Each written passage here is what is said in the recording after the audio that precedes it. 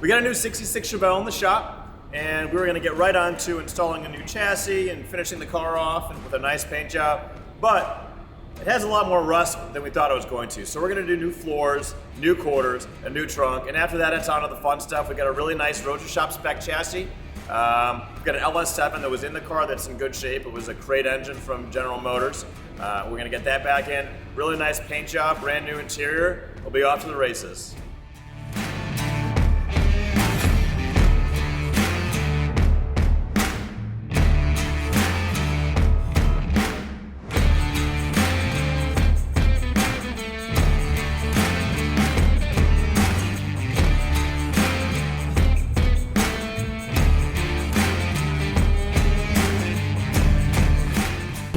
Thanks for coming to our YouTube page. If you like what you see, make sure to subscribe. If you want notifications, click on the bell. If you want to buy some cool merch, click on the info card, or you can click on the link in the bio.